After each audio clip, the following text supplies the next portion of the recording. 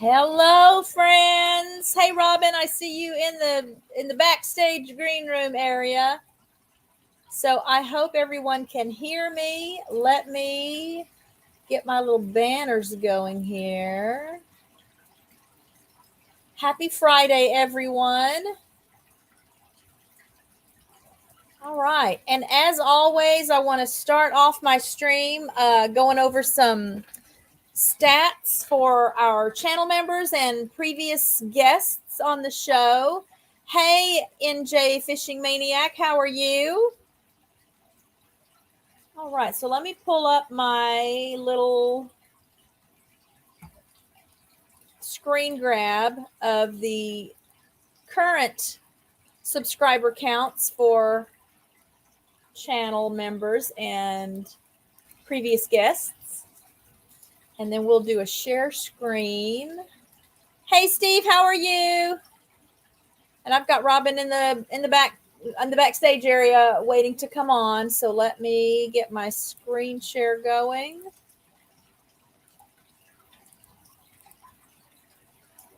All right, and we're going to start the way we.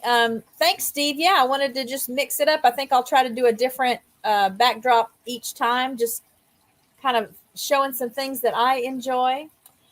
So we'll start. These are, again, just kind of in the order. It's a combination of the order in which they were featured on the show and or the order that they became channel members. So step by step, family. Hannah is holding steady at 436. She's got some things happening in her life that are making it impossible to devote time to her channel right now. So I'm happy to see that she's not losing any ground. I still encourage you to check out her videos and show her some support. She sure could use that right now. Again, it's a really tough time for their family right now. Hey, Joe. Hey, Big Tiny. Thanks for being here. Sweet. Thank you, Joe. And have a great rest of the day at work.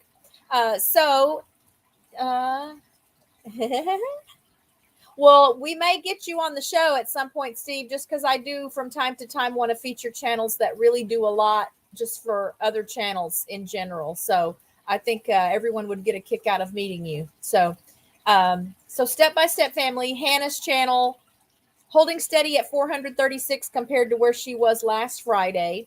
Runneth Over Garden and Life. This is Nina and Boyce's channel. Such a fun channel. I uploaded or I shared the link for their most recent upload on my community tab. And I mean, their videos are just hard to not want to binge them because they just have so much fun together. I still am hopeful that Richard will watch enough videos where couples are interacting in the videos and he'll finally get more comfortable being on screen with me. Hey, Derek, how are you? Thanks for being here today. So Nina and Boyce at Runneth Over Garden and Life are currently, and this was as of about an hour ago, they're currently at 669 subscribers. That's up from 658 last Friday. So again, seeing some good growth for them. Obviously, next major milestone is that 1,000 subscribers. We can always use watch hours. So if you're already subscribed, please, again, check out the new videos, run a playlist when you can. And keep in mind that when you're running a playlist to help someone get watch hours, you don't have to be like watching it. It is more effective as far as the impact on the YouTube algorithm. If you'll watch a video, comment on it, and like it. And as I've said before, make sure you're always watching a video of at least 3 minutes before you subscribe to a channel so that YouTube knows you're a real live person and that subscription won't be taken away. So can I make that scroll? I can. So let's scroll that one. There we go. So that was Runneth Over Garden and Life. Woman Outdoors, it looks like LB is back to health, almost complete health. I know her most recent video, maybe in the description of the video or maybe in the video itself, she stated that she wasn't quite up to camping, I guess roughing it camping because she tent camps. but she did put up a video outdoors cooking, doing the things that are so fun on her channel. But she was pretty sick there for a while, and so she was not able to share a lot of content with us. But it looks like she's back in the swing of things. And again, 1,000 subscribers is right around the corner for her. Hers is a channel that I sometimes wonder, why is she not already there? So I'm going to keep doing my part to get her name out there and encourage you guys to share her channel and show her some support by watching those videos and liking videos, commenting, and subscribe if you're not already subscribed. Ordered Steps, again, holding steady at 189. She has pretty much a constant everyday health battle that she deals with. So YouTube is not something that can always be a high priority for her, but she's just such a genuine, authentic, warm person. It's impossible to not care about her and care for her and want to support her when you watch her videos and learn what she has to deal with. And yet she keeps the same sweet spirit even in the middle of all of that. So please check out Ordered Steps. And when you know the routine, watch some videos, comment, like, and then subscribe. And let's help her grow this channel. My friend Akashi at Mindforked, still on a nice little upward slope as far as growing the channel and gaining new subscribers. I can tell you that I was so tickled to see on her Twitter some pictures of her and a little video of her driving the tractor, mowing the property up there in Oklahoma. They just bought some property in Oklahoma, so they are becoming country people. I know at some point they want to have animals on the property, so I'll be really excited to watch that little journey starting and see what kind of animals they add to their family. But she looked super cute driving a tractor. When I saw the picture, I just thought, oh yeah, okay, she's in her element now. So she and I maybe aren't as much different as I thought. You know, I had referred to her in the past as my alter ego because she just is really knowledgeable and involved in like paranormal things and UFOs and ancient aliens and alternate histories and things like that, which is so fascinating to me. But obviously that's not what's on my channel. And so I kind of considered her like, you know, my other half, but she's maybe moving over now into this country girl thing, and we'll meet closer to the middle at some point. But check her channel out and show her some support along with these other channels. Multi-Hunter 24/7 was on the show back on the 29th of July. Is that right? He was either on the show on the 29th or he was on the show on the 5th. Yeah, he was on the show on the 5th, I think, because I usually will show you what they were a week before I have them on the show when I announce that they're going to be on the show. So Multi-Hunter 24/7 started out at 352 subscribers when I first announced that he would be on the show. And he's at 470 now. So again, I would love to see him hit that 500 subscribers mark. I know he'll do some fun things and some useful things with his community tab. He's got a lot of great content. He has a precious family. You'll learn a lot. You'll get to, when I watch his channel, there are just a lot of things that he shares that it's not something I get to do in my everyday life. And so it's just a way to sort of live vicariously through another person's videos. So check out Nick over at Multi-Hunter and let's help him continue to grow that channel. Mud and Mascara Homestead. This is Tiffany. I had her on the show back she was on the show on August 5th. So yeah, maybe Multi-Hunter was on the 29th. She had 98 subscribers the day that we had her on the show. And she's currently at 192. So she definitely hit that 100 subscribers mark to get her custom URL. So much to learn from Tiffany. So much wisdom and insight just about preparing for life's unexpected things and prioritizing so that you can take care of your family. And then just a lot of also tutorials, walkthroughs, how to can things, how to prepare foods. So a lot to learn, and she has a very sweet spirit, the way she delivers things. that little high-pitched bark. Guys, hey, give me a second here.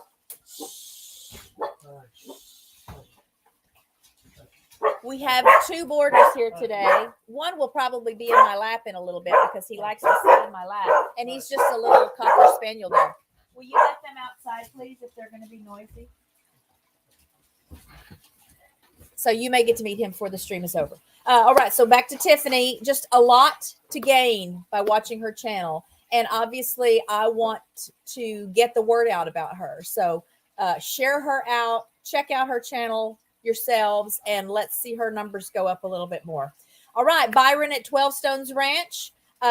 This is a Texas neighbor friend of ours. He's been here to the house and had dinner with us and met all the animals. And he was at 240 subscribers back on the 5th of August when he became a channel member. And he is now at 275 subscribers. So some nice growth there. He doesn't put out videos every day like some of the channels do. But if you haven't checked out his most recent upload, give me 1 second.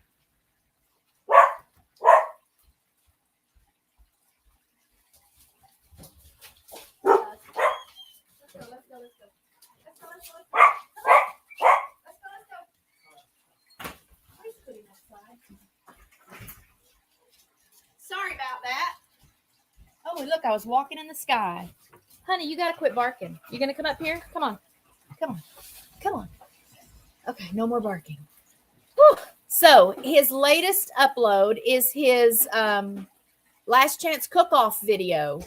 Oh my gosh, it looks delicious. And I just have to encourage you guys to check out his videos because there is always a beautiful comedic element to what he shares. So some things are very, like he shared a video with lots of just beautiful scenery. The music was amazing.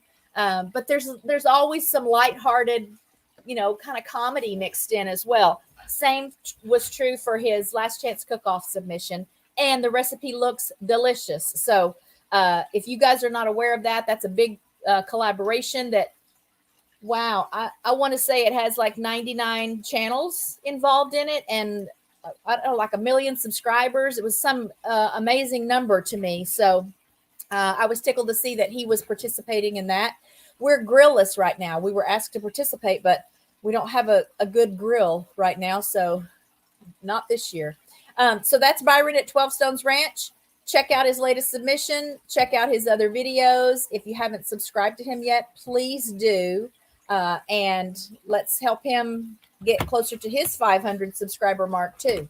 All right. So after 12 Stones Ranch, we have Devin and Ryan from Our New Land. They were on the show back on the 12th of August. On that day, honey, on that day, they were at 434 subscribers.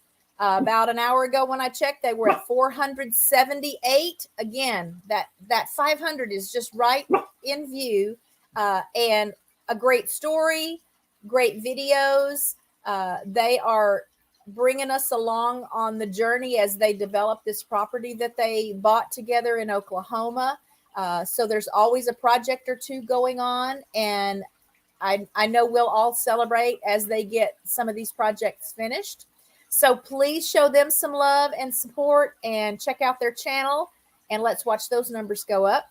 All right. So last week we had week before last, we had Jesse and Lisa on the show.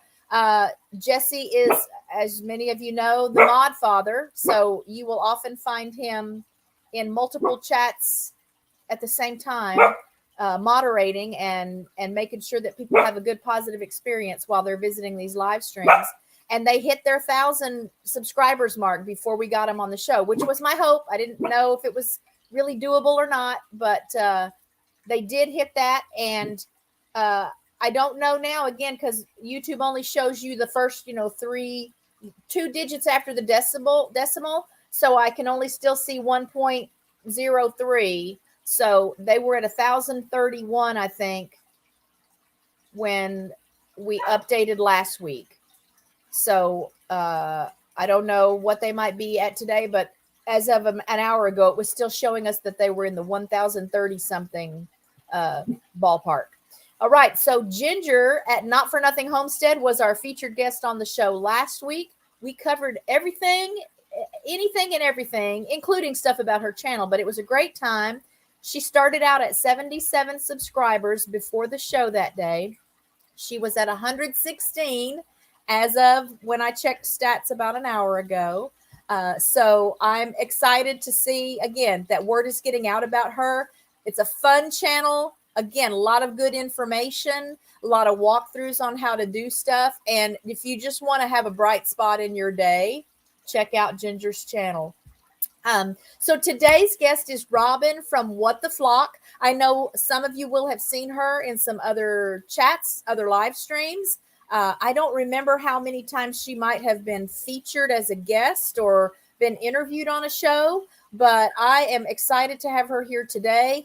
Another channel that does a lot of how-tos, DIYs, and just walks you through the whole process. She's very knowledgeable about animal care. They have a nice menagerie of animals at their place as well. So something for everybody there. And I am going to stop sharing my screen here and bring her up. And this is Robin from What the Flock. How are you? Hi, how are you? I'm good. I'm good. So everybody say hi to Robin. Hi, the real MPB. I want to make sure I haven't missed anyone. Honey, you have to stop barking. Hey. Come and say hi to everyone. This is Harley. Hey, this is Harley. Harley, this way. Harley, this way. Harley, this way. Here, let's see. Let's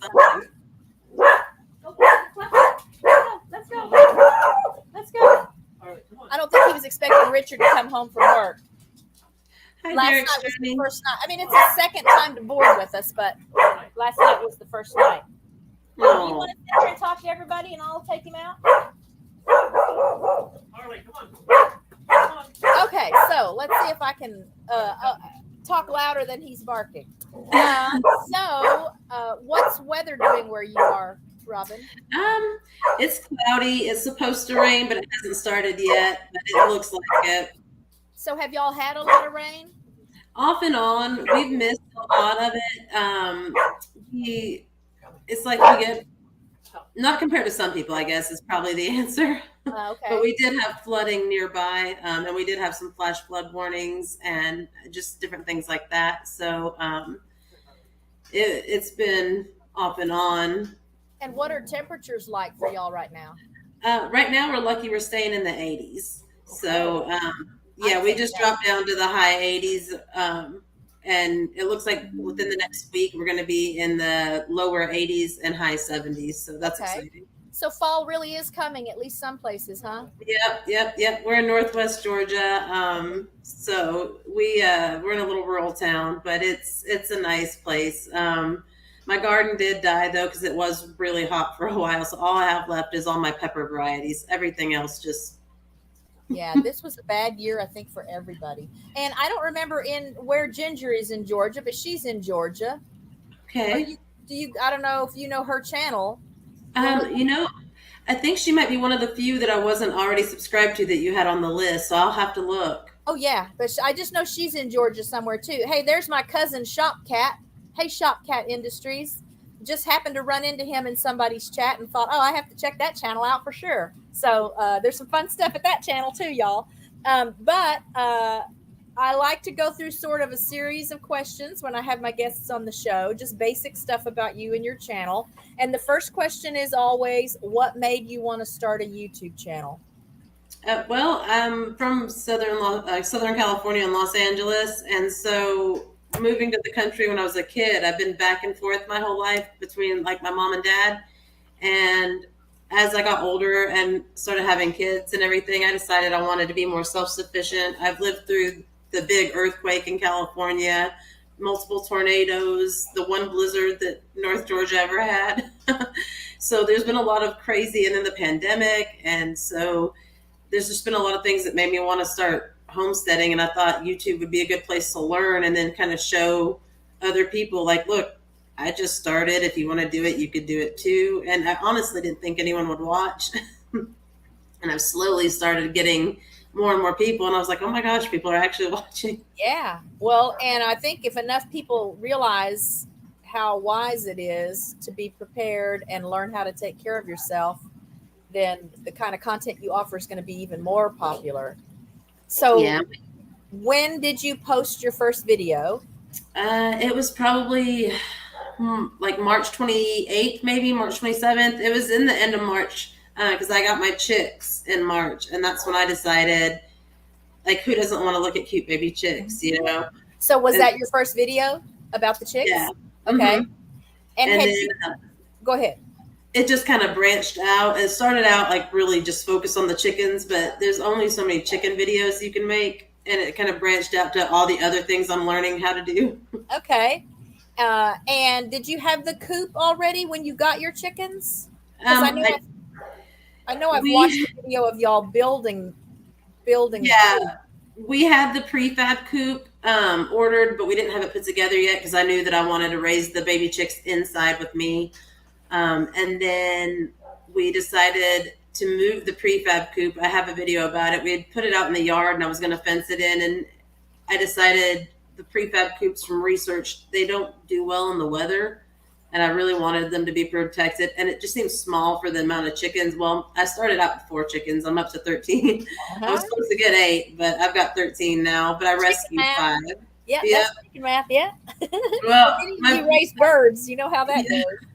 Well, my brother, he passed away a few years ago, but his friend Thomas had a few birds that he recently came across sometimes where he couldn't take care of them anymore. And he knew I had started into the hobby. And he was like, well, would you be willing to take my girls? I know you'll give them a good home. And it was a little bit of a rough start mixing them. I had to keep them separate for a long time. And I wasn't really prepared for that. I had them in a patio porch area that I just free ranged them and let them back in. But they now are all integrated pretty well. They still kind of stay separate. Like you can tell my original 8 and the new 5. Clicks. Yeah, So but about how old then are all the chickens now? my first 4 chicks I got on March 27th, and they were maybe a couple days old. I got them from Tractor Supply.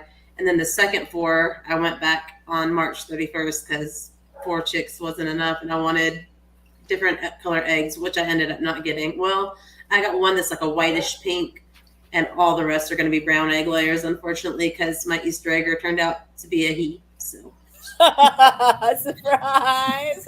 Shirley's a boy. Surprise! So, at what age do chickens start laying eggs?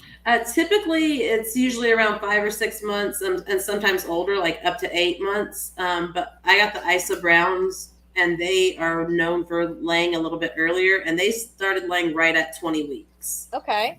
Yep. And then shortly after that, my Smoky Pearl started laying, and then my Black Copper Moran. And just recently, I have one that I haven't really been able to identify. She might be a mix.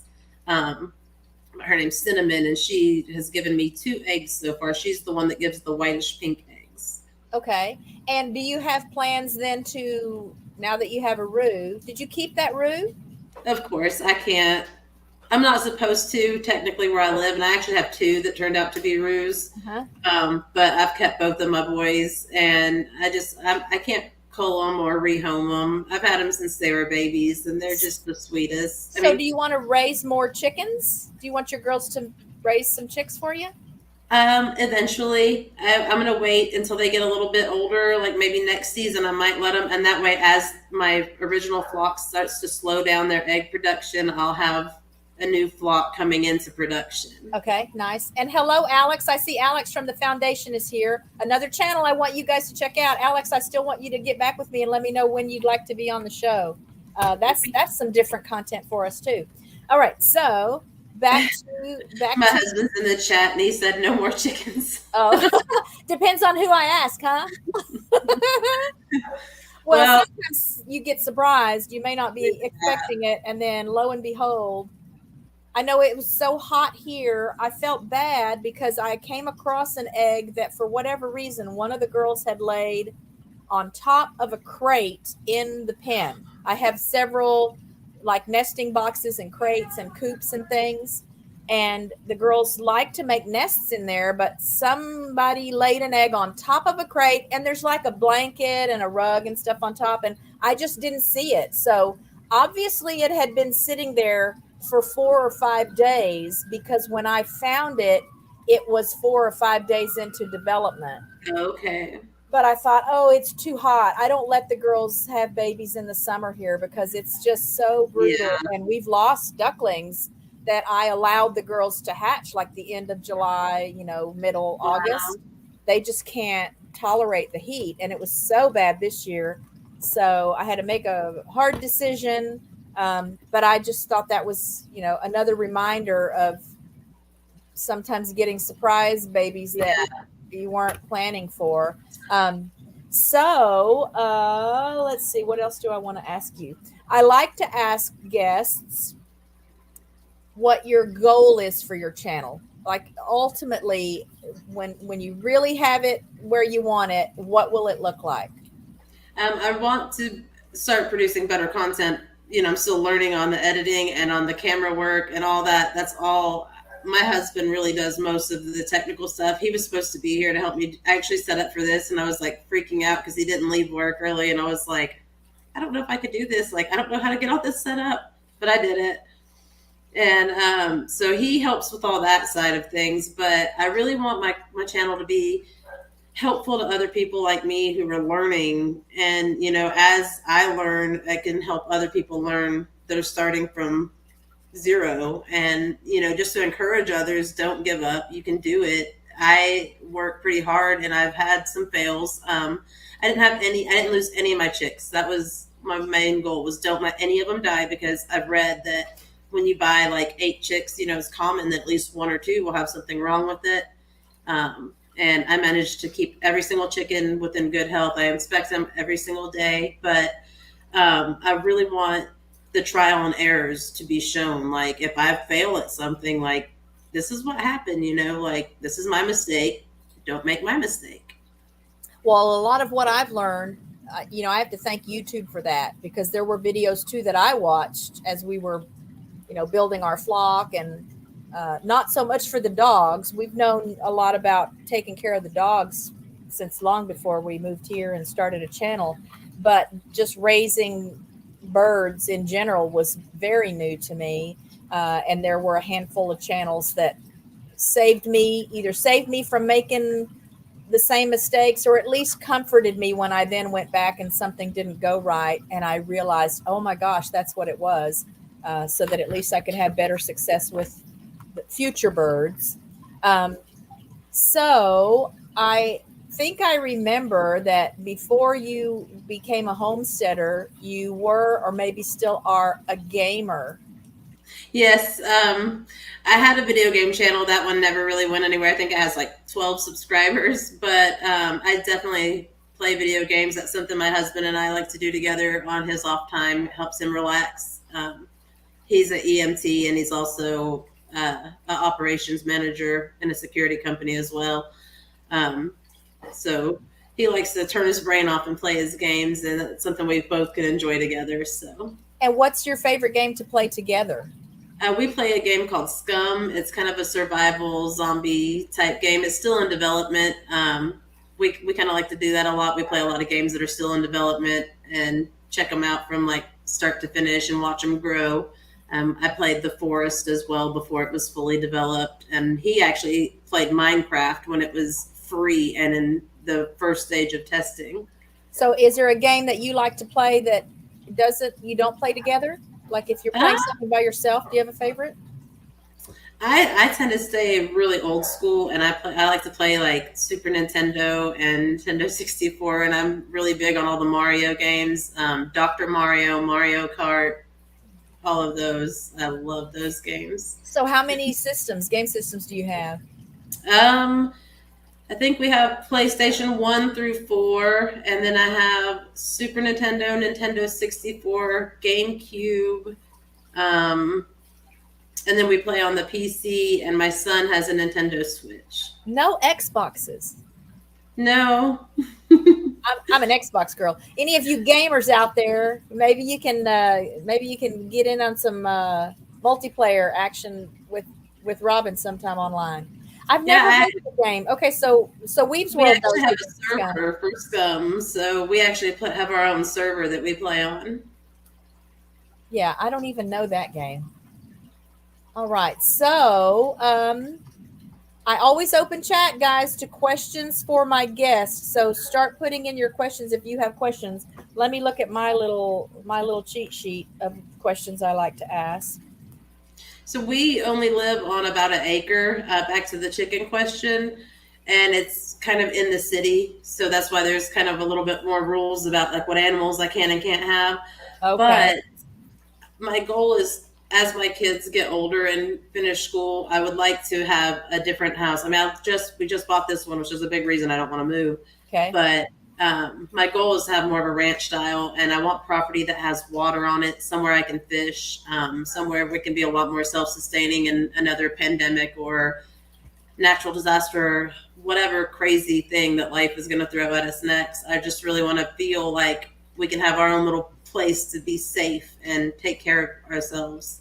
So what kind of work did you do before you moved to Georgia and started homesteading?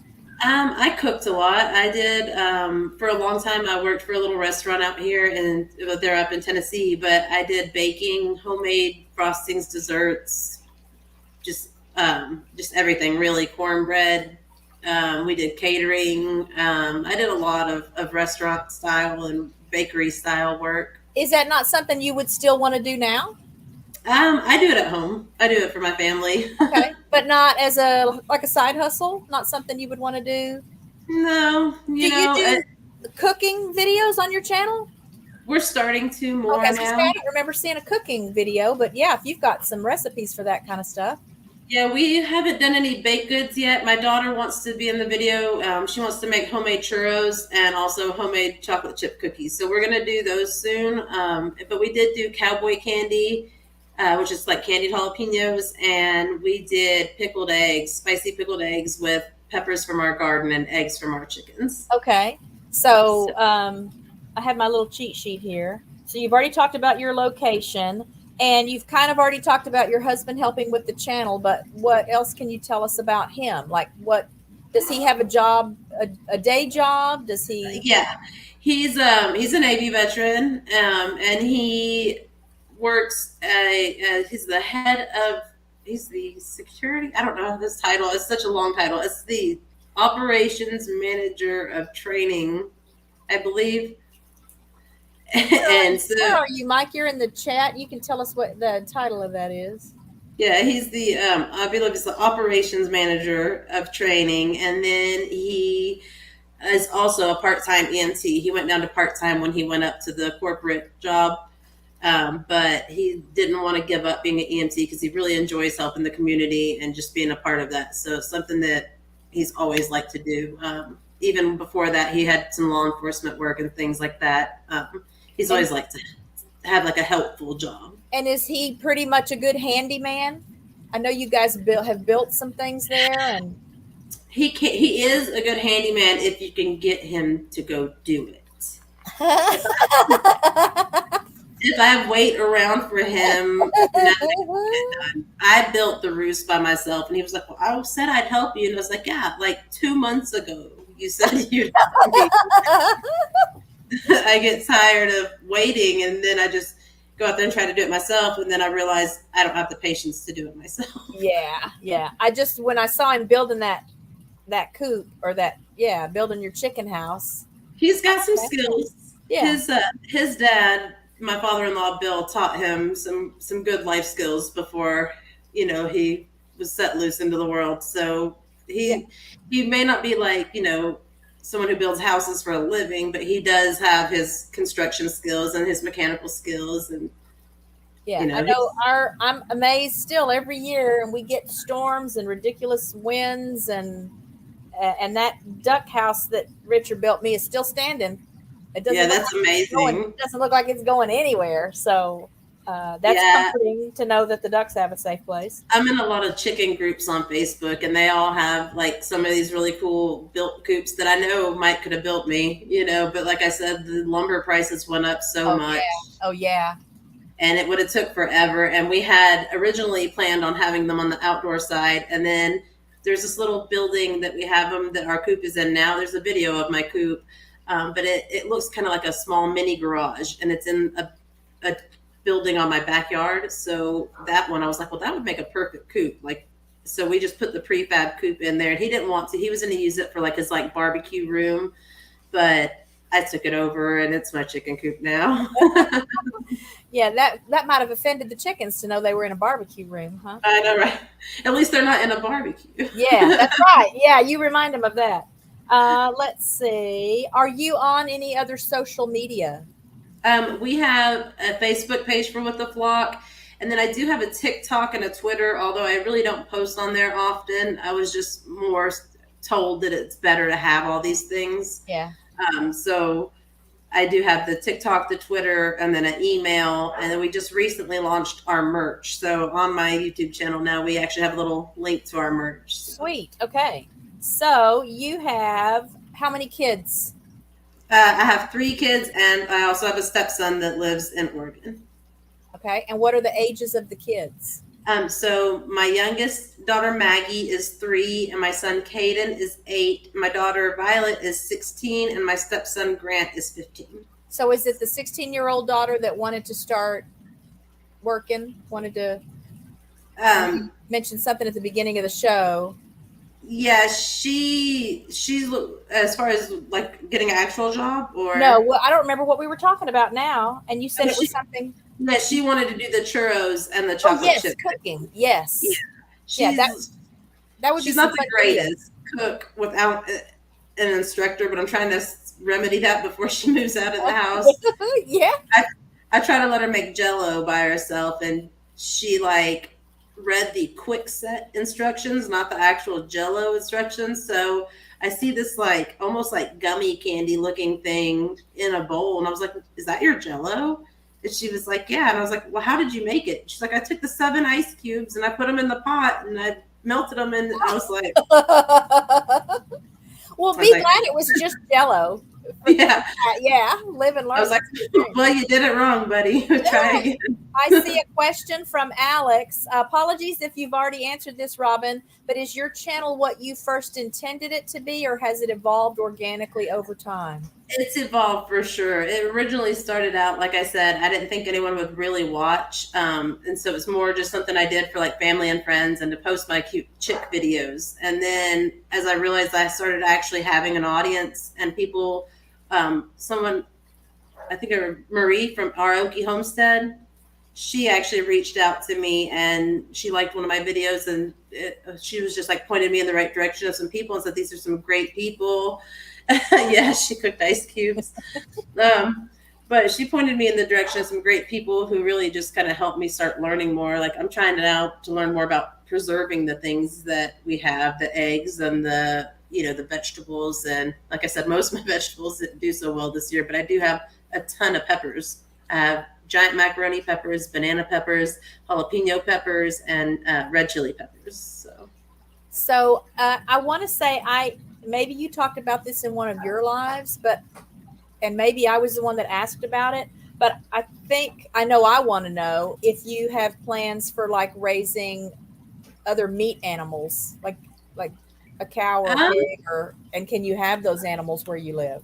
I'm not on my current property, but I do want to have a cow eventually, but I'm not a vegetarian by any means. However, I've been lucky enough to live in a world where people do the dirty work for me. I don't know that I could ever feed something every single day and then like butcher it. I'm, let me rephrase that. If I get hungry enough and the world is in bad enough shape, I'm going to eat one of those chickens. Yeah.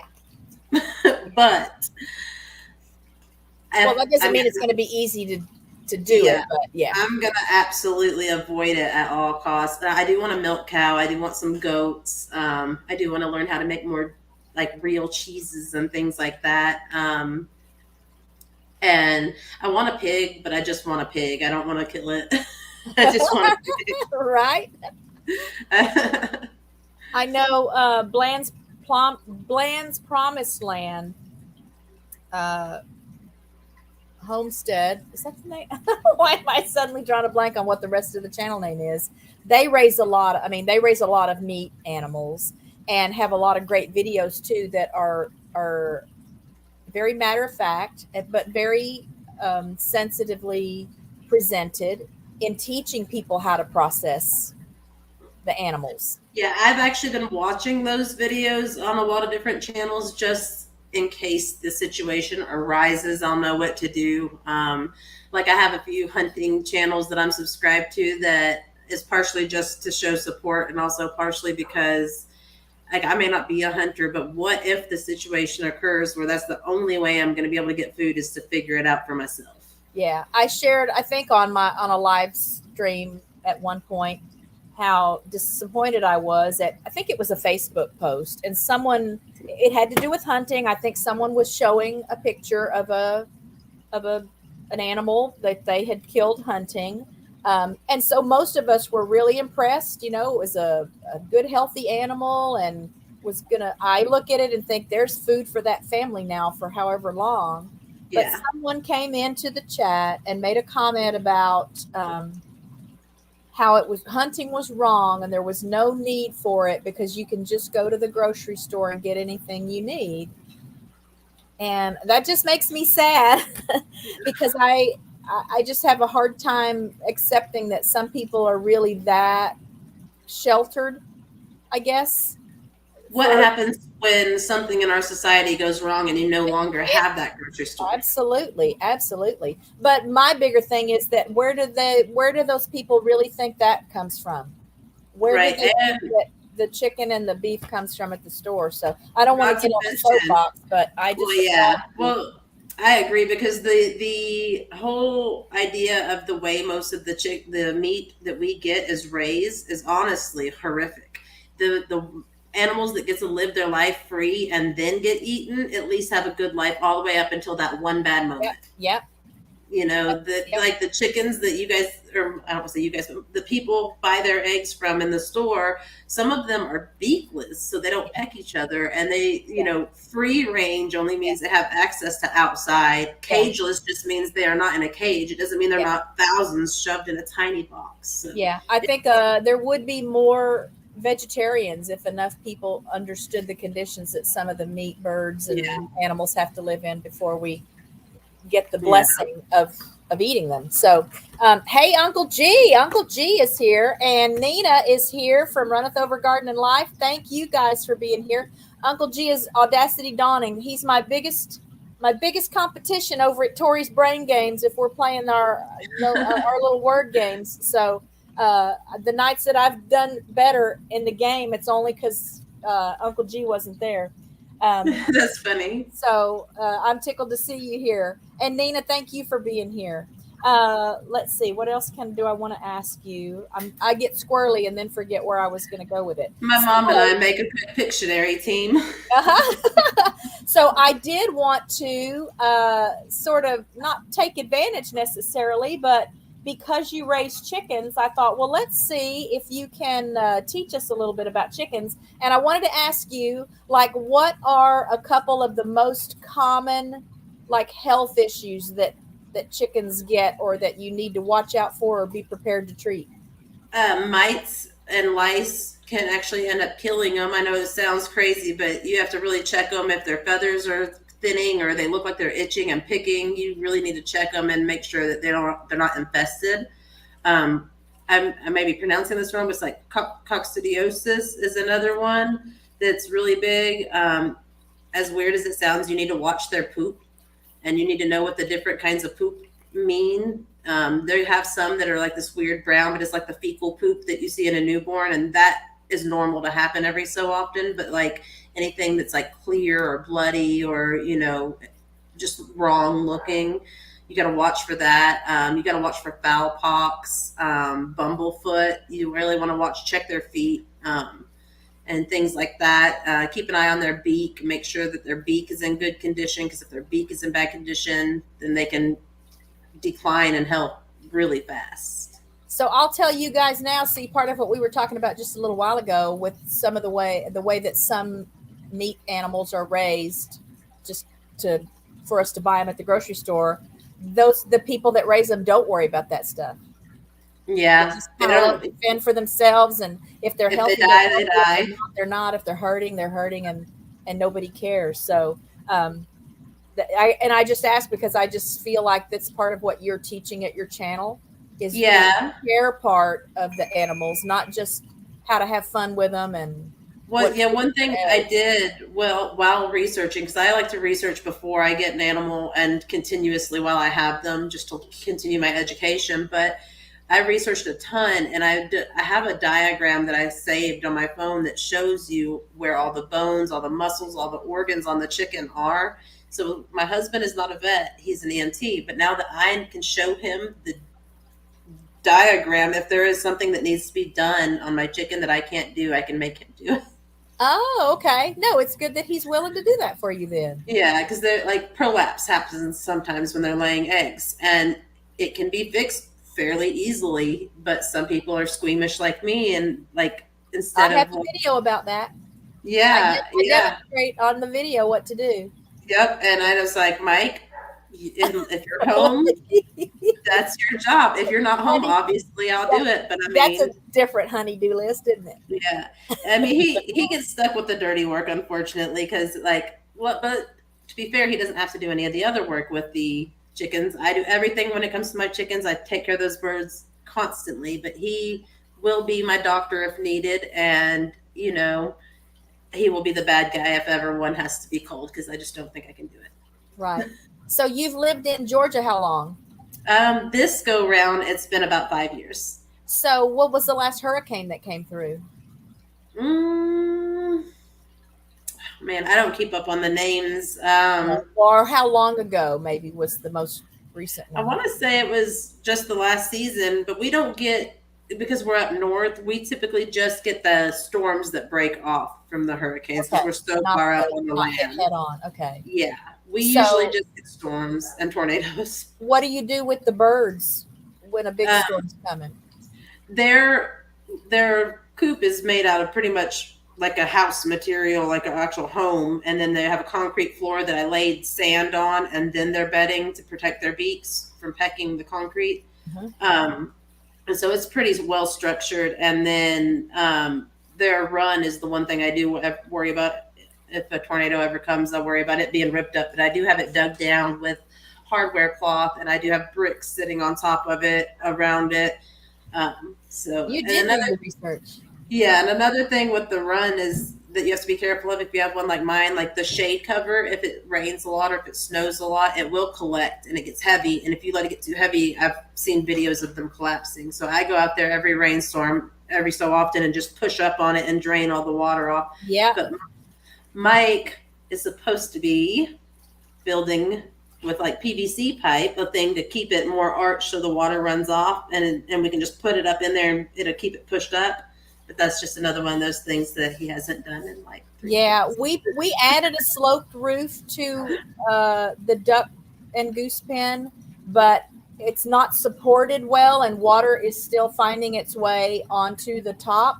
So our pen is also reinforced with hardware cloth, floors, ceilings, all the Okay. walls. And we originally back in the day, we just had a thick sheet of like it's like PVC plastic, like super, super thick, like it's used Okay. for back window on a little convertible car, that kind of. Yeah. And we had that on there, but it broke down over time. The heat caused it to dry and crack, and water would get in. So we put this sloped thing on it that worked like the first season and a half. But now we're back to where if we get rain at all, then the pen is flooded. So Oh, we wow. some flooding rains a week or so ago anyway. But Yeah, I saw your video. combine that with the water then that's dripping in through all the little open spots on our sloped roof. So we have got to come up with a plan. I really need to change the bedding out in there because it got so wet during the last rain. But I really want to wait until we know we're going to have something to keep it dry. Then Right. change it all, because that's an ordeal, man. Scoop it all Yeah. up and changing it. Well, I do the deep litter method with mine. Yeah, that's what we use. Yeah, And it hadn't been that long since we had done that. And then we got all the rain finally after the drought. and then it just turned into a terrible yucky mess in there. They don't mind it. And water birds, that's one advantage. I mean, they would sleep on the water if we could let them sleep on the water. So they don't mind it, but I like for them to have a warm, safe, dry place to go at night, because they can spend all day out on the pond.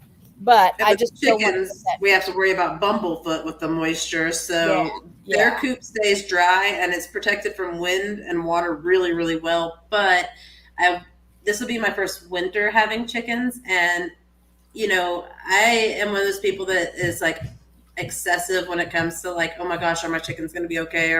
Is everything comfortable and happy? And I'm terrified that they're just going to freeze up there. And I don't know like what I'm going to do about heating it. And everyone says, you don't need to, they're going to be fine. And I'm like, but I want to keep them warm, but I don't want to put a light out there because pine shavings catch on fire. And I did break down and use heat lamps in the pen. We lost a duck. You know, we had that freezing spell here last year in February. Unprecedented. It's never happened before. It hasn't happened since. Even though we can sometimes get real cold here, this was something that literally, like one day it's still 80 degrees and the next day it's 10 below. And we did lose a duck to the cold. She was a little too close to the front door of the pen. And we did have everything insulated, but she just was in a spot, I guess, that it was just too much for her. So I broke down and put some heat lamps up. Now, I mean, they are strung up so tight with chains and everything. And I have 2 that I have out there in case I decide to use them. Right now, they're just kind of hanging for storage. But I worry about them. But at the same time, I'm trying to like be reasonable here. You know. Do you have cameras in the pen in the coop? I don't have them out there permanently because I'm still working on getting like a good one. But I do sometimes take a cell phone out there and I'll just live stream it on my What the Flock Facebook page and I'll watch it on my phone from inside. Right. So I do that, but I do keep them dry, and I'm worried about keeping them warm. But will be their first winter, you know. So it's. But they'll be how old again then this winter? Like 10, 11 months? Yeah. So I got them in March. So April, May, June, July, August. Yeah, about 9-10 months. Yeah, so that should help too, I would think. And since if you get a nice gradual cool down, they have time to do whatever, you know, fat layers and down layers and stuff to help keep them warm. And I see Alex had another question. He says, I know nothing about chickens, but do they have a pecking order? No pun intended. They do, definitely. And it's weird because I have 2 roosters. So there's definitely a head rooster, and that's Shirley. He's the smaller of the roosters, but he's definitely the boss. And then I have Vern, but like Vern and my black Orphan or my French black copperman, they are like a little power couple. And then like Pearl and Shirley are a couple. Now, don't get me wrong, the roosters love all the ladies, but they seem to have their favorite. Each of them has their own little girlfriend that's their woman. And Shirley's little favorite is also my favorite chicken. That's Pearl, and she loves like to be pet, and she's the only one that loves to like let me hold her and pet her, and just she's so sweet. But Shirley gets mad now. He's getting like a little more protective of her, and so I actually connected with another whole group of people. They're on Facebook and YouTube. They're called Revolution. But they really work on educating people about rooster behavior. Because you'll see in these groups that someone will say, what do I do about my rooster being aggressive? And people are like, grab it by its feet and scream in its face and rub its beak in the dirt.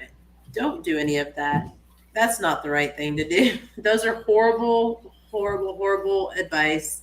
And you're only making your rooster realize that they were right to attack you, that you are a threat. Oh, wow. Yeah. Yeah, there's so much better ways, and Revolution, they know the ways. When I reached out to them, because the first time my rooster kind of came after me, I was like, their roosters are all so sweet. I would just really love for mine to be like that. Right. So I reached out to them, and they helped me with what to do, what not to do, and learning why roosters do certain things. And they responded to me so quickly. So there are people that. That's just another resource that I've gained from all this. Have you made a YouTube video about that to teach other people? Not yet. I tried to catch some of him being aggressive, and I only had the one incident. They do this weird little wing dance that they do, kind of like when they're going to mate, but they also do that sometimes when they're warning you. That's another thing I learned. They wrote an article about it, but that's one of their behaviors. That sometimes it's just excitement. Sometimes it's just, hey, pay attention to me. Like, it's just what they do when they're overexcited, and it could be in a good or bad way. Okay. So you just got to really be watching your animals when you're around them. You got to know their behaviors. Just because he does the wing dance doesn't mean he's going to attack you, but you might want to watch him and find out, is he happy or is he angry? And, it's definitely a learning experience, but I don't like to harm my animals if I don't have to. Now, don't get me wrong. If my rooster is like tearing me up, I'm going to smack him across the pen if I have to. Right. But if there's a way around it and I can make him trust me instead, I would much rather do that. Right. I wanted to say hi to Lee from First Floor Audio. I see that you are here. Ginger from Not For Nothing Homestead is here. And so Ginger was on the show last week. Let's see if I've missed someone else, I'll apologize for missing you. All right, so we've covered chickens. I wanted now to cover, because this is not common. I don't know of anyone else whose channel I watch that has ferrets. Okay. When I watched your ferret, you may have more than one ferret video, but I've been sharing videos from your channel this week so people could kind of get to know you and see what's happening at your channel. And I thought, wow, do I know anyone else that has ferrets? So sort of the same thing, or not so much about health conditions, but what are some interesting things you can tell us about ferrets that we might not know?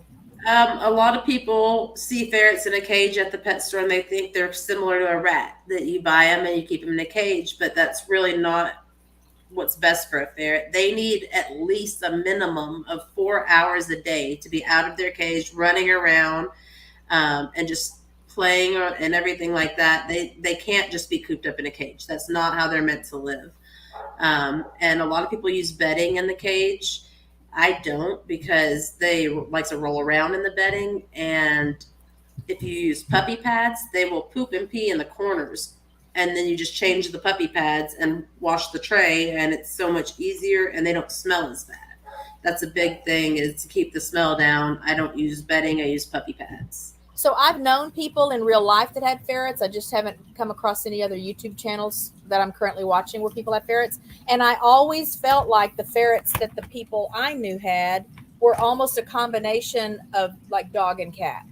Yeah. Because very friendly, and they'll sit on your lap and they want to climb on the furniture, and just, it made me think, but I guess the people I knew too never kept their ferrets in a cage. They were always out with us, and that always made me feel again that they were more dog and cat like. Yeah, and they can be trained. Mine are in their cage like a little more than I'd like, but that's because I have so many kids and animals in a big house, and you have to really make sure your house is ferret proof, because what most people don't know is your ferrets are going to try to find certain areas, and if most people will go check the corners of their cabinets and their kitchens and bathrooms, 9 times out of 10, there's a small space that leads down in behind the cabinets and stuff, and they can get in there and get under your house and get out. And they can get away. So you have to be real careful that there's no spaces like that. Or like mine one time went behind the refrigerator and scared the life out of me. He wouldn't come out, and that was like, I was like, oh my gosh, is she gonna get hurt? You guys heard it here. If you're planning to get ferrets, you need to, if you don't remember anything else, remember what she just said there.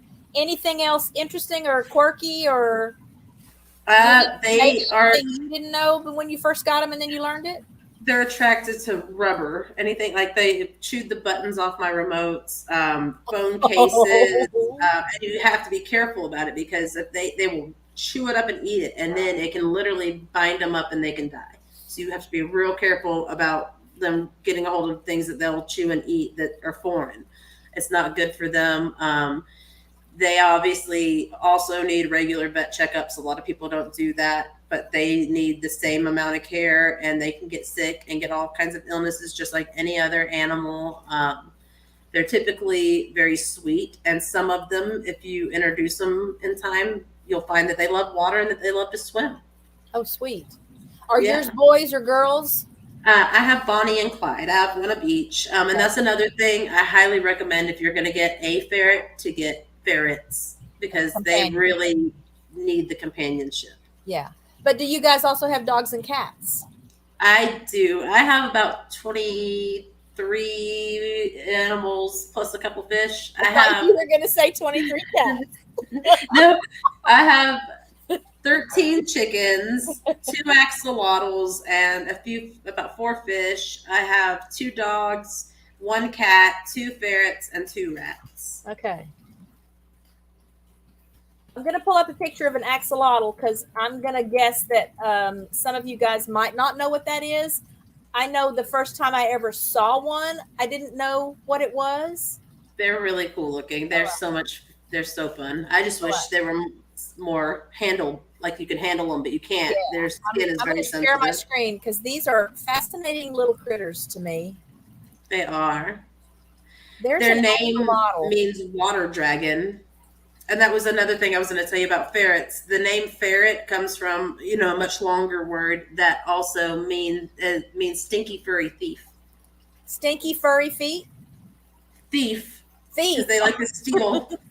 Look at these, y'all. These are axolotls. And that is what one of mine. Yeah. That's what one of mine looks like. That's actually Axel. And then I have another one named Rose, but Rose is the darker one, the darker molt, and has black fins with blue eyes. So do these guys, are they completely aquatic creatures? They are. They can become a salamander, but they usually only do that in poor health. So if your conditions are really bad, they can start turning into a salamander and they'll lose their gills, but they usually die if they do that, like a short time after. They need a cold water temperature, no higher than 70, and 70 is kind of pushing it. You really want it to be in the 60s. Okay. They like it to be dark, and you can't hold them, unfortunately. Their skin's very, very sensitive. So it's not something like I can reach in and take them out when I need to for tank cleaning or if I need to check one or something, but it's just not so like you can't just be like, oh, I want to hold my axolotl. How big do they get? It depends, like partially on like their habitat, but they don't get huge like some of those big salamanders you see.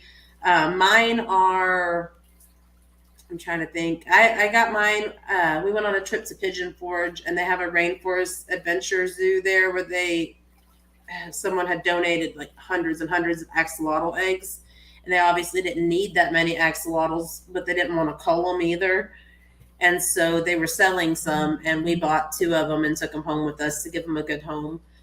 So we're working on, still learning all that, but ours are currently about this big, and I think they'll get to be about like that. Okay, that's bigger than I pictured. There's a good Scrabble word for y'all, though, guys. I think that maybe when I first learned about axolotls, someone played it. I was playing Words with Friends, and someone played that word, and I thought, what in the heck? That's not even a word. Oh, thank you for being here, Nina. I see your message. Thank you for being here. Have a great rest of the day. She's got to get out of here, it looks like. Yeah, my husband said ours are roughly 8 inches, and it does depend on tank size a lot too. Like the bigger of a home you can give them, it gives them more room to grow. Sweet. Like that's true for lots of animals, I think. Mm-hmm. Right. So, dogs and cats. How many dogs and how many cats? 2 dogs and 1 cat. And the 1 cat we weren't really supposed to have.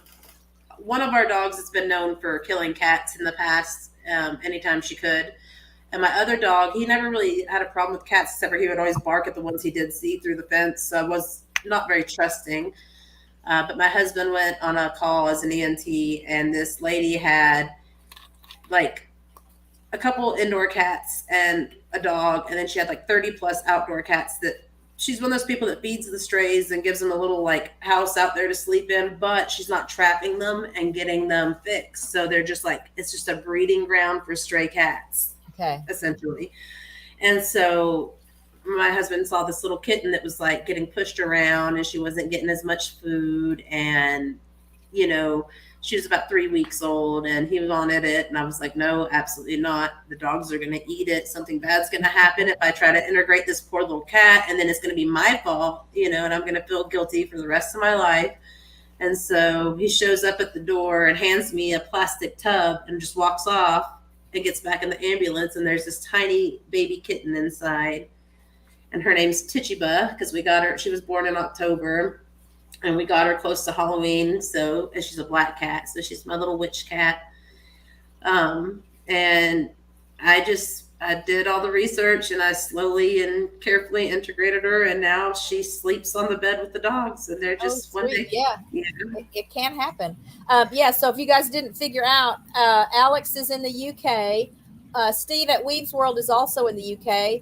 He's like a major night owl, though. So you would probably find him still on YouTube at any time of the day or night. But yeah, thank you for being here, Alex. And I will wait to hear back from you. So we can get sad news about the Queen. That was sad. Yes. Well, it's one of those things where, obviously we all knew it was coming.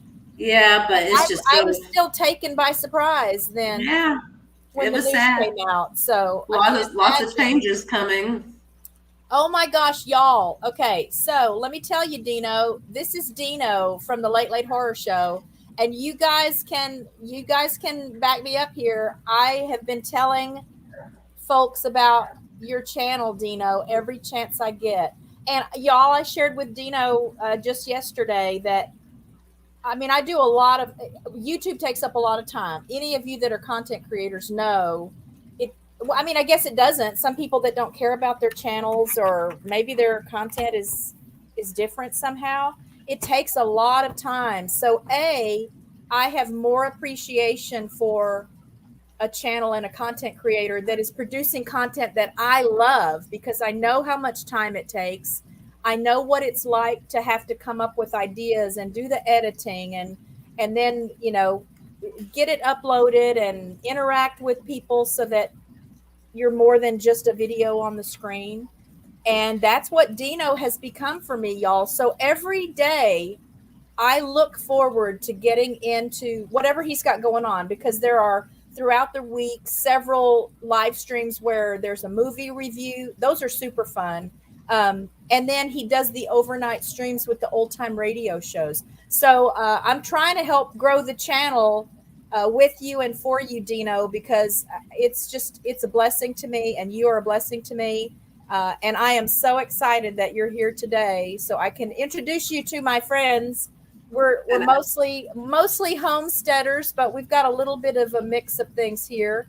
I'll definitely check out that channel too. I like horror stuff, and please do. So tonight, and my mom had a cousin named Dino, by the way. Sweet. So tonight for channel members. So again, the channel member, it's like a subscription to the channel. So it's beyond just subscribing to the channel. You pay a little monthly fee, and part of the perk for that with most channels is that you'll get access to some content that not everybody gets to see, or you'll be invited to like members only live streams, trivias or questions, and just fun things. And so one of the perks of my channel membership at Dino's channel is on Friday nights we watch movies together. That's what gave me the idea for the movie night I did last week when we all got together and watched War Games, is because he does that on Friday nights for his channel members. So y'all, tonight, the movie is Rocky Horror Picture Show. Ooh, one of my favorites. Yes. So I am so excited about it. There was a vote between that movie and another movie called Phantom of the Paradise that I had not seen before,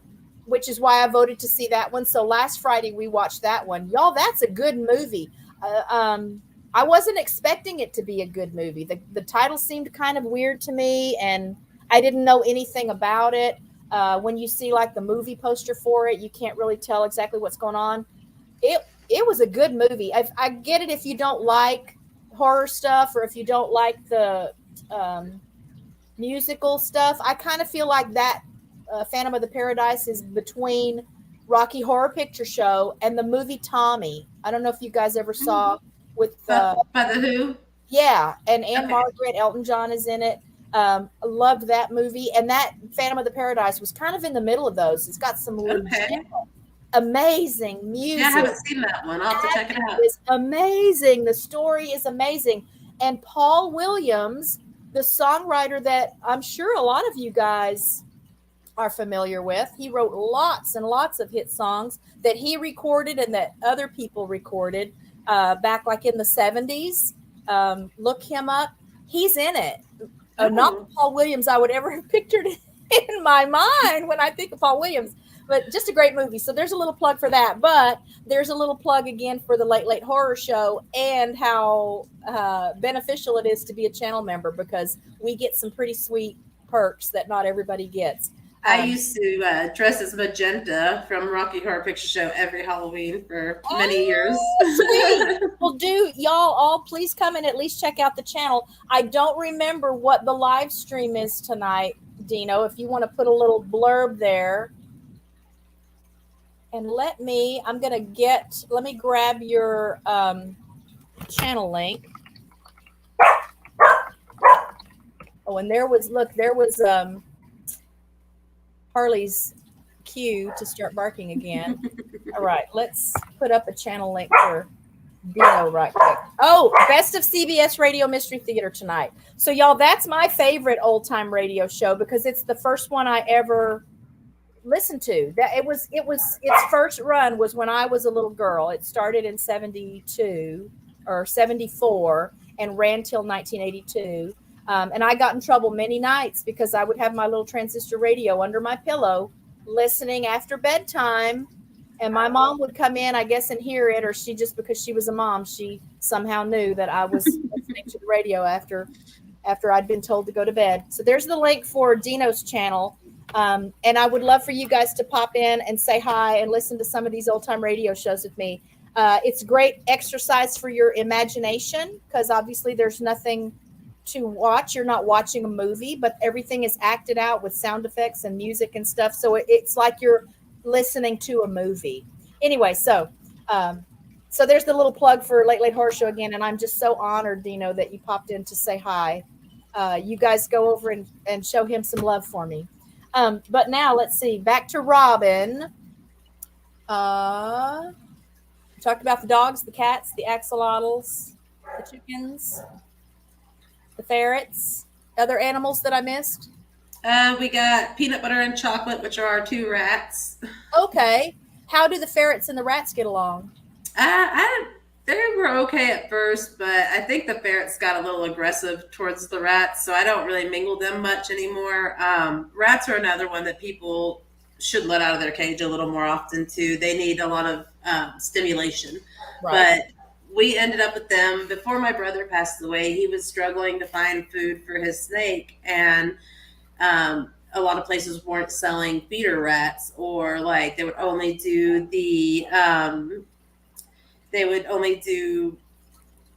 certain amounts, and like it was just really difficult, and his snakes were getting really hungry. So we started trying to breed rats, but all the pet stores were only having male rats. So we ended up with 4 male rats, and 2 of them went to snake food, and 2 of them were just so pretty. They literally are the color of chocolate and peanut butter. So sweet. Yeah. So do you have a snake? I don't. My brother's girlfriend kept it when he passed away. If anything ever happens with her, I would be taking his 2 snakes, which are Clarice and Nagini. So sweet. But yeah.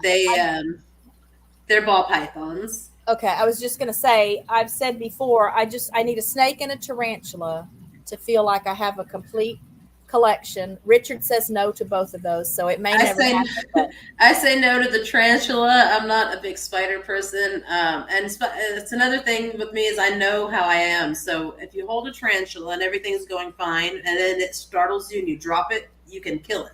Yes, it will literally break its exoskeleton. So that's why I'm like, no, I don't want to hold a tarantula. Okay. Yes, because if I drop it, I'll kill it, and then I'm gonna feel like a jerk for the rest of my life. So. Have you seen any of my snake or spider videos? Yes, and I love watching other people's spiders. I just don't want one in my house. Snakes, I don't mind. Pythons tend to be a little bit more ornery than boas. I prefer boas. They are so much more relaxed. The only snake that ever bit me was a python. So.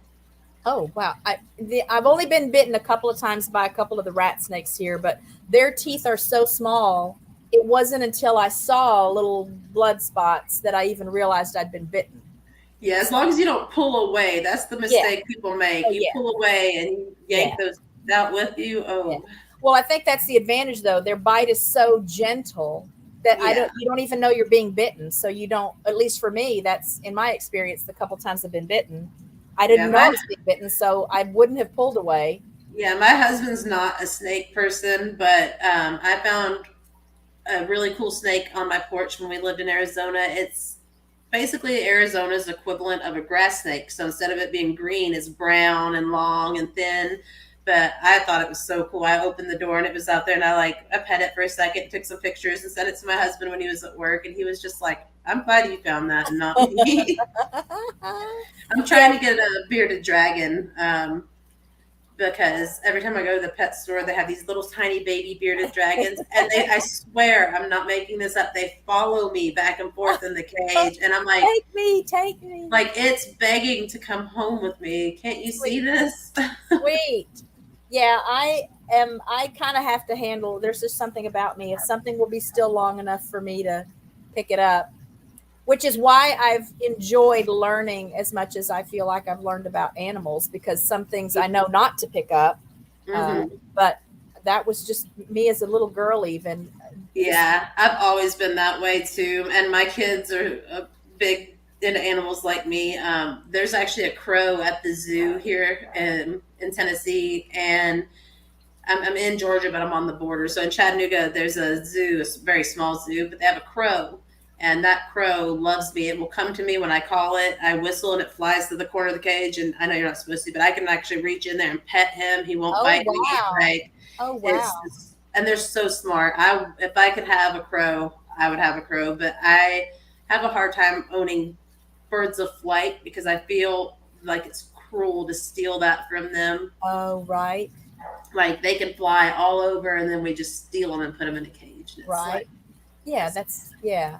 Fortunately, our geese can fly, and they do fly often out to the pond. When I let them out to the back pasture, they'll fly out to the pond, and then when I call them up for supper, sometimes they'll fly home. But they are so bonded to the flock that I think that's why it doesn't occur to them to just like fly when, because we have yeah, the Canada geese that kind of hang out here for part of the year before they head south. And so I know the geese see them flying. They see birds flying. They see the hawks and crows and stuff flying. But that's the nice thing about geese. They really bond very strongly to a flock. And uh, at Not for Nothing Homestead, yeah, I am about 100 miles south of it, or north of Atlanta. I mean, I'm north of Atlanta, and I'm very, very close to the Tennessee border. So I live maybe 30 minutes from Chattanooga, Tennessee. yeah, when you mentioned that, I want to say at some point I can remember going through like Gadsden. Is that is that what the name of that is? Is that right up there? Yeah. Okay. Yeah, we have a whole bunch of little towns too between here and there, but Chattanooga is one of the ones that more people have heard of, other than like Nashville and Knoxville, like the bigger cities. Okay. Yeah. So see, you and Ginger, y'all do a little Georgia collab. Yeah, maybe we can make our own little homesteader meetup. Yeah. So Ginger and I, again, we've already challenged. We're challenging everyone to do an upside down video, just for kicks, because I had that accidental upside down video that I took, and I don't know why the camera didn't orient itself, and I started to flip it when I put it in my editing software. I thought, you know what? No, we're gonna just honor Stranger Things, and I'm gonna leave it that way. LJ is, I think, roughly an hour almost from us, but I had a friend visit me from California, and there's a cartoon on Adult Swim. Some people may have heard of it. It's called Squidbillies, but it was based out of LJ, and they have the monument in LJ for Squidbillies. So we took our friend up there because he's a fan, and we took pictures by the Squidbillies monument and stuff. So it was really fun.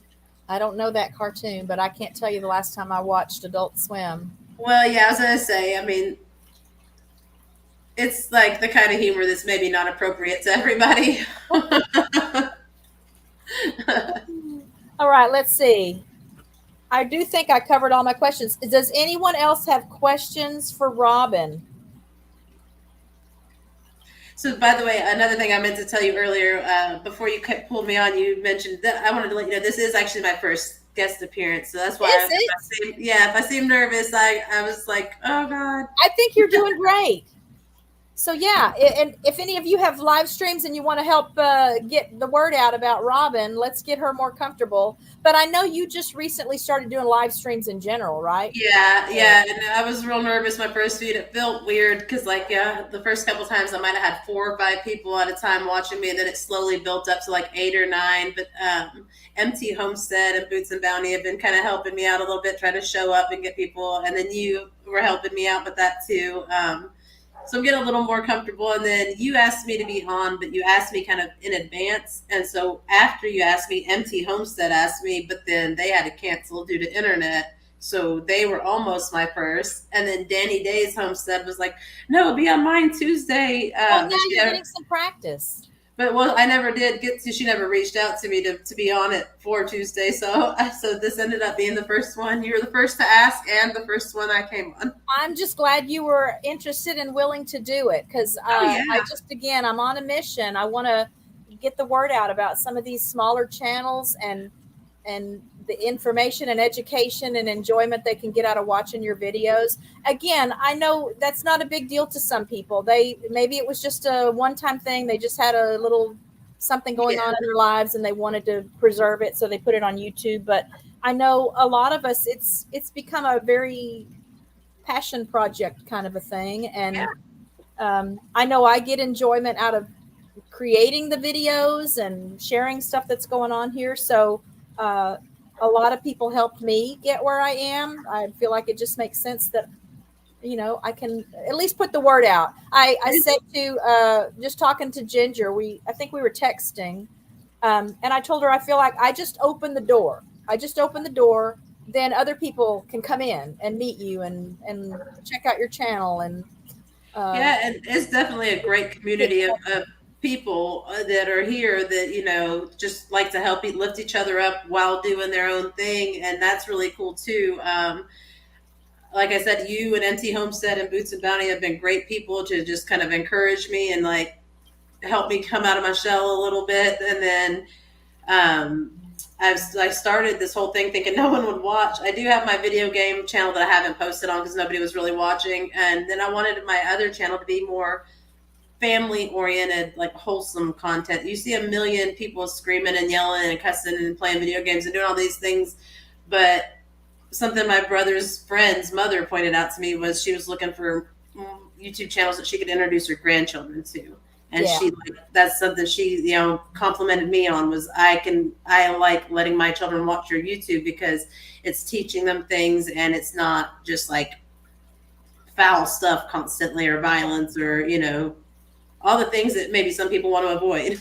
Yeah. Well, and I just know I've already reached an age where I like the thought of when I'm long gone that my grandkids or their kids can look back at some old videos and, learn about me and learn about recipes and family history and all the things that were important to me while I was here. So, and it's really good that you do that, because something that I feel like my family is lacking is like that history. I feel like I ask questions about people that I didn't meet and nobody knows the answer. Like I barely know anything about most of my great grandparents and things like that. So it's really good that it's documented and it's there.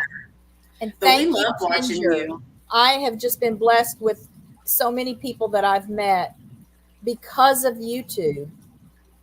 And I love the live stream concept because it's so much easier to connect and feel like the people. Interact. Yeah. And to have some live, people can ask questions or I just think it's an even more gratifying experience than having lots of views on a video or getting a lot of subscribers. There's just not enough that can be said about, at least for me, what a blessing it is to feel like there are real relationships happening because of YouTube. I wasn't expecting that in the beginning. Never in a million years did I think I would meet people that like I would want to know them in real life, or I would want to see them or invite them to my home. Never even occurred to me. So, Yeah, and then one thing that drew us to your channel really was your love of animals. That's something that I can always relate to. I feel like I have a special bond with most animals. There's a lot of times animals people will be like, "Oh, you won't want to pet that dog. That dog's mean," and then before you know it, that's like my dog. It's in my lap. We're best friends. So yeah. that love for animals is what really drew me to your channel. You can feel that you actually care about your animals, and I love that. Like, Well, sadly, part of that I think is that at this point in my life too, I've just met enough people that were so unpleasant that it reminds me yep, of how wonderful it is to have a good, healthy, positive relationship Yeah. with an animal. Because even when the animals are being bratty or yep. stressing me out, it's not intentional. They're not being jerks. They're Well, not. even if it is, even if they are being jerks, to me, something I've always said is a dog won't bite you and then say it didn't do it. Yeah. Yeah. Like they're very True. very are In the moment. straightforward. Oh, They're yeah. like, Oh, yeah. this is what I feel, this is what I'm doing, this is why. And So true. Yes, I just posted the link. I just posted your link in the chat. So Thank you. if you guys will please check her out. Again, part of the purpose of my show is so that people understand who's behind the channel. I can talk all day long. I feel like, oh, this is such a great channel, and you know, I love their videos, and they teach this and this and this. But there's just something so much more to be gained, I think, by having live opportunities for people to hear you talk and just see how you communicate, and just to make it so much more real. So I'm so tickled that you were able and willing again to come on the show, and I'm excited that I'm your first. That you're the first time you're getting interviewed. We're trying real hard to get to 500 right now, but we're teetering on the edge of 300. Every time, like we were up to 282 the other day, and then back down to 276. And but I am doing a little giveaway when we get to 500. But I don't know if I'm ever going to make it to 300. No, well, it's funny. I feel like there's some strange thing that happens, and it's not always easy to predict when it will happen, but you'll wait and wait and wait, and it'll feel like it's taking forever, or it's never going to happen. And then it just sort of takes off. Now, it may not stay that way. It may not stay on a faster track, for too long, but there just seem to be these little roller coaster ride things that happen that, and I know when I was waiting on watch hours, where are you on watch hours? I mean, you still have a new channel, but I'm barely over 100 because I was posting shorts mostly at first because that's what everybody watches on my channel is the shorts, and everyone's like, you need to post longer videos, and then I was posting them, but they're not getting the views. And then so I've been trying with the lives to help with that a little bit, but I'm only barely over 100 watch hours. Okay, so as you get closer to like the 1,000 subscribers mark, then you're going to be really focusing on your watch hours. And I know just that last couple of weeks for me, like when I was within 100 watch hours of hitting my 4,000, I just thought, oh my gosh, why is it going slower now than it's ever gone? Oh, wow. Part of that, I think, is that YouTube also works even harder, and they want to be really careful to only reward you for legitimate stuff. When it starts turning into a point that they might share some of their revenue with you, they want to be sure you're doing it the right way, and that the hours really are valid watch hours. And we are trying real hard right now to improve our content as well. We are really working hard on better cameras and just better content, coming up with better ideas. It's kind of like I said, I kind of jumped into it thinking nobody would watch, and then went from like 5 subscribers to 20 to 40 to 100 to 200. And so I was like, well, now I better put like more structure into this so people are actually going to watch me. And so I'll just on it. And so I just want to remind, thank you, Dino, I'll see you later. I just want to remind everyone, so I like to set a goal. You again were at 279 when I checked your stats about an hour before the show today. So obviously it is within the realm of possibility for you guys to help me get her to 300 before next Friday. Oh my gosh. Thank you, Dino. Aww. Thank you. So that's doable. Always remember, I'll put that little reminder up again. always remember when you're interested in subscribing to someone's channel, you've got to watch a video of at least 3 minutes. I like to watch a couple of videos of 3 minutes or more when I'm subscribing to someone that I really want to stay subscribed to. And then I try to run a playlist. So do you have playlists on your channel? I do. I think I've got one where with all my videos, then I have like a cooking playlist, which that one's kind of small right now, but I'm working on building those. Okay, so watch a video or two of at least 3 minutes at Robin's channel and crank up a playlist before you subscribe. But I want to be able to celebrate. I'd like to celebrate more than 300, but I like even numbers and round numbers. And so that's totally doable. Oh my gosh, that's beyond doable in the next week to get her to 300 subscribers before we get back and I share an updated little stat. Yeah, that'd be excellent. When I got up to 282 a few days ago, I was like, oh wow, maybe I'll be at 300 by my next live, and then it like dipped again, and I was like, maybe not. Again, YouTube is pretty picky about what they let you have. Hi, Britton Farms Homestead. How are you? Hey, Kettle Kitchen. I'm subscribed to them as well. Oh, hey, Tony. How are you? Yes, Kettle Kitchen. I am digging all these Last Chance Cook-Off videos that are going out. Oh, I know. And if that's a thing that happens again next year, then I do want to be on the list, and we will make sure we've got a good grill so we can put something together for y'all. Richard does like to grill. And when we had a good grill, like a couple times a week, he was cooking dinner. Mm-hmm. He likes to grill. So now that it's been grill-less, more of it has fallen on me to come up with stuff for dinner. Yeah, I found out too late is what happened for me with the Last Chance Cook-Off, because that's kind of where Mike likes to jump in on my channel.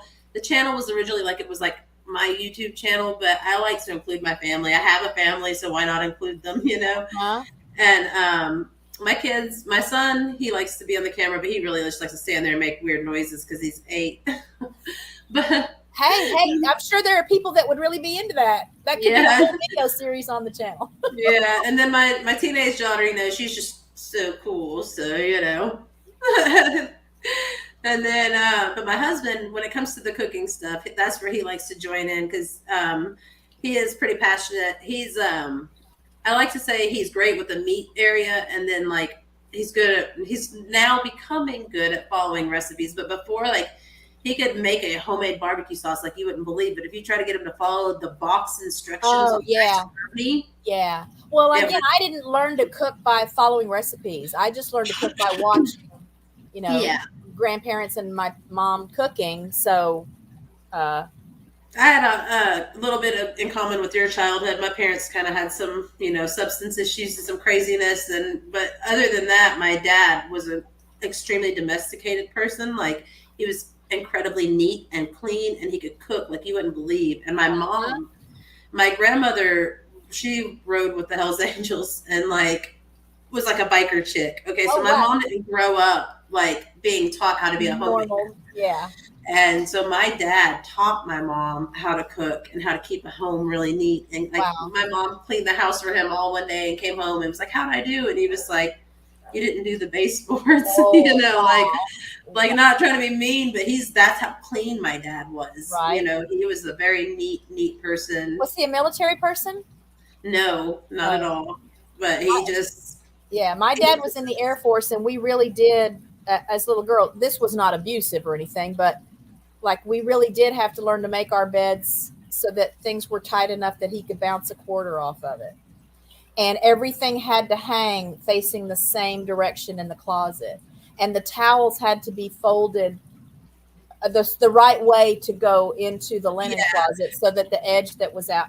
Yeah. So maybe obsessive compulsive there. Yeah, my dad probably wanted me to make my bed every day, but I, as an adult, don't make my bed every day. And I know people are probably like, oh my gosh, but you know what? Nobody really goes in my bedroom, and I'm just gonna mess it up to get back in. I don't make my bed. It's the dumbest thing. Thank you for being here, Britton Farms. So happy to have you here today. Have a great rest of the day and a good weekend.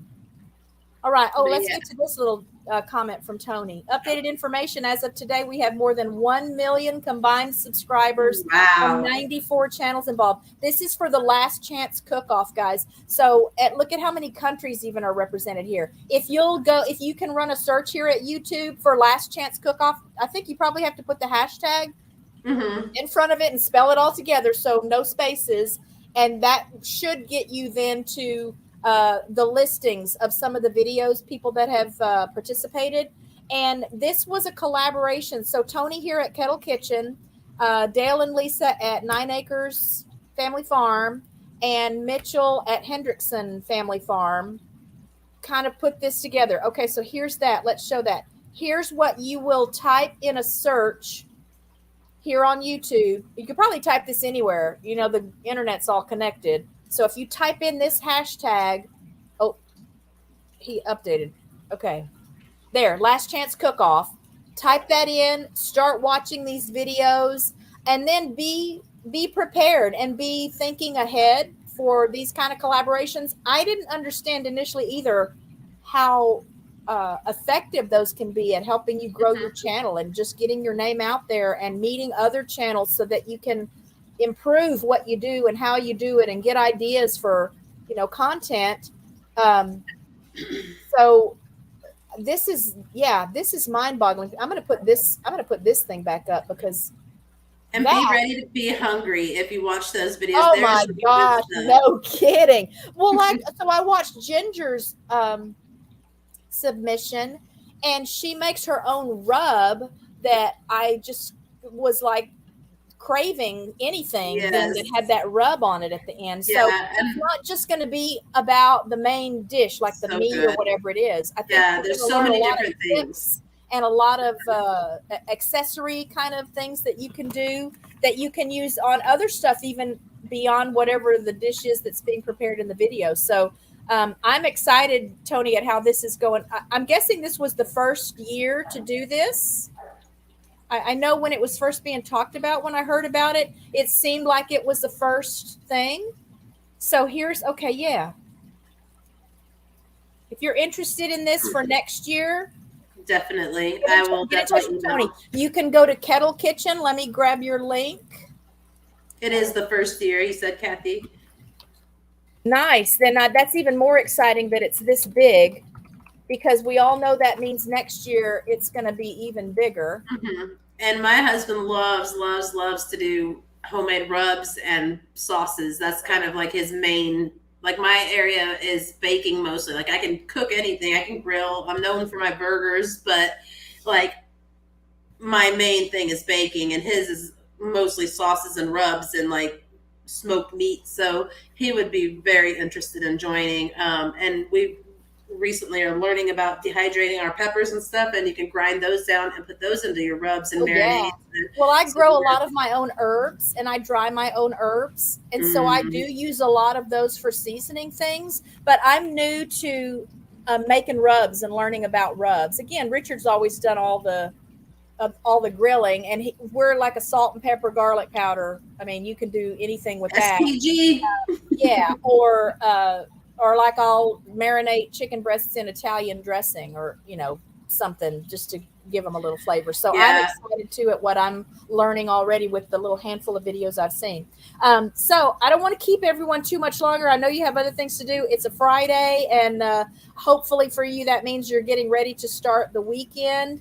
Hey, basil, that's a good all around herb. I'm going to get herbs next year. I don't have any herbs this year. I started with strawberries, a few peppers and tomatoes, squash, and cucumber. And I lost my cucumber because I took bad gardening advice. And then I lost my squash to vine borers. I'll explain this. So Ginger had a recent video where she was sharing about harvesting or growing her purple bell peppers. Don't ask me why. I did not know there was such a thing as purple bell peppers. I didn't know that either. Okay, I've known red, yellow, and green. I saw these peppers. I love the color purple. I love bell peppers. I cook with bell peppers a lot. And I just was so excited to see a video where there's purple bell peppers. So next time I have a vegetable garden, I'm going to have some purple bell peppers in it. That's hard to say fast. I'm going to have some of those in my garden next time. So I may be messaging you for tips and tricks, Ginger. Yeah, and I want to know. I want to know what the taste is like. Like, for example, out of all the bell peppers, I know my favorite has been the green. Yeah. My Oh, husband's yeah. is the red, but I like the green, so I wonder what the purple tastes like. And I like to use lots of different colors. So I Yeah. just feel like in my brain, the different colors provide a little bit more of something. Like a red one has more of Yeah. some other healthy thing in it, and a Have green one you has have you had a giant macaroni pepper? no. I never had them, and I bought them this year. I think we bought the wrong plant initially, but we just kept them. We were like, oh well. And they come out. They look almost like a spicy pepper, but they're big and long. But they almost taste a little bit more like a smoky bell pepper, and they're good nice. roasting peppers, and they're Nice. very good. Oh, they're very nice. good. Yeah. So I've grown bell peppers before, but it was just green ones. Yeah, these ones don't even look like bell peppers. They're just called giant macaroni peppers, but they're like a sweet roasting pepper. And we use them for sauces and tacos and fajitas, and they're amazing. Nice. Yeah, my fantasy garden is full of kale. Well, other things, but kale, because the ducks and geese get greens every day, and that's expensive to have to buy good produce. You know, my chickens have been pecking at my pepper plants. They ate the whole bottom half of my chili pepper plant. So I planted some flowers around their run, but I think I'm going to do that. I've seen people grow the greens in little pans and then put like a grate over it so they can only eat down so far. Okay, yeah. And then you take it out. So I'm going to try that. Yeah, we're still experimenting with what we can do to keep the ducks and geese out of a garden. Because they're flightless. Again, the geese can fly, but the geese are also just strong enough to jump and climb on stuff. We've got a couple of ducks that can, because I saw it happening, they can fly enough that they flew over the little thing I had around my raised garden bed last time. Well, if you see, my chicken run is basically a covered dog run. So it's fenced all the way in. And that's what we were planning on doing over our garden next year to keep out the chipmunks, squirrels, chickens. Yeah. So I'm going to be watching a lot of y'all's videos that offer gardening help so that I can have a better I'm a complete new person at that, but I do share all my trial and errors and what worked and what didn't that I learned. So. Well, again, I love growing herbs because I can just grow them in pots on my front porch even, and they love the sun. So for me so far, knock on wood, it's been harder to lose herb plants than it has been. That's good to know. Anything else? Well, again, since they're on the front porch, we do have occasional, like a little wild rabbit that will come up onto the porch and eat something, but not like the ducks and geese that got in and ate. Oh yeah, they'll wipe it out. Everything in the garden, in the raised garden bed last year, everything. So that was something else I learned about my chickens. Not only will they wipe out your garden, but if they see a lizard or something, they'll eat that too. They will eat like a mouse. And ducks and geese will eat anything that'll fit down their throats. That's crazy. Thanks for being here, Tony. Yes, keep us all posted on that. But for sure, Richard and I want to get in on Last Chance Cook-Off next week. Yeah, us too. What the Vlog will definitely be joining as well. Sweet. So I'm going to let you go, Robin, and then I'll just say my goodbyes to the group. Thank you again for being here. I had a good time. I hope everyone in the chat had a fun time.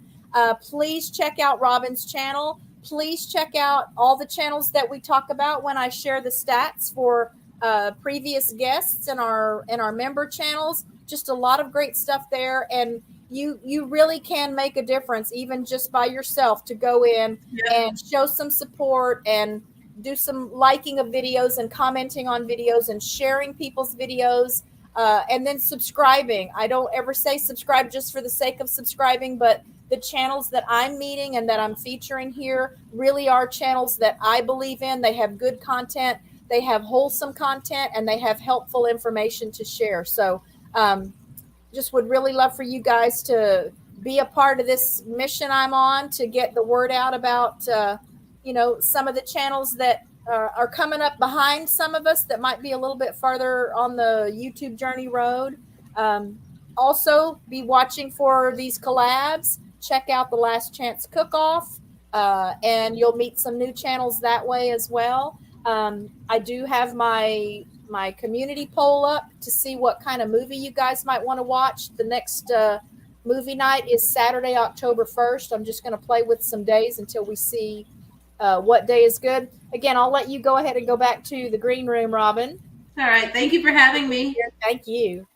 So check out that poll. You have to scroll down a little bit. I'll update. I'll just put up a new poll once a week or so and let you know where things stand. Right now, it's the thriller / suspense category that's in the lead. So once we get to within, a week or so of the movie night, and I know what category you guys are interested in, then we'll have a poll to see which movie in that genre you're interested in watching. We had a great time at the last one.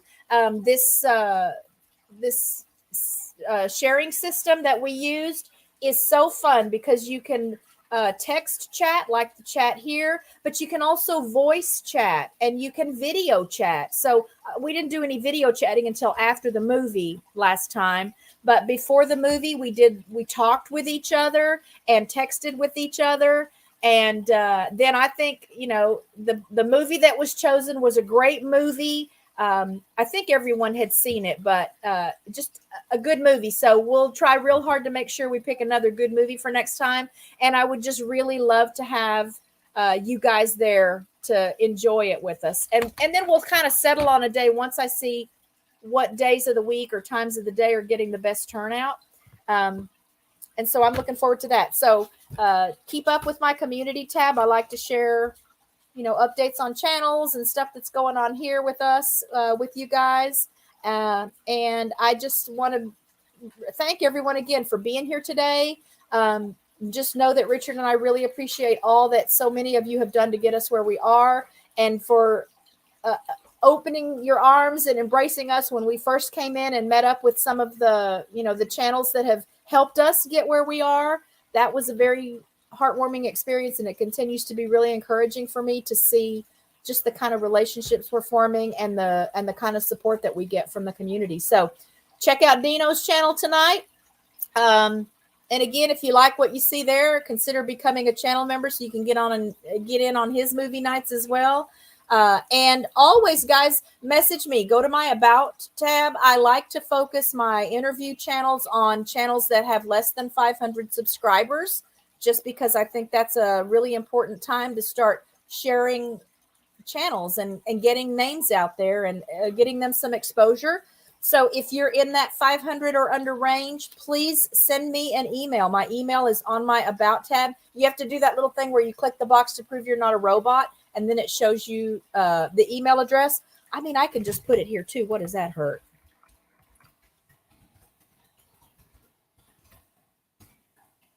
Here comes my email address it doesn't have to be a capital A. So I just realized I have a capital A. RichKatRanch@yahoo.com. So you can send me an email if you'd like to be on the show. I don't mind too if you've got more than 500 subscribers. I'd love to get you introduced to maybe some new potential viewers and subscribers by introducing you here on the show. So just send me a message. Let me know. I've got a couple of different emails out. I'm just waiting on getting dates set for a couple of other channels. So I'm not sure right now who my guest is going to be for next week. I had someone lined up and they had to cancel. So I am looking to fill a spot for next week, but I haven't checked emails yet today to see who might have gotten back with me to let me know if they're interested in Friday next week. There are going to be some Fridays that I'll have a couple of different channels on. We'll just do a half an hour or so for each channel.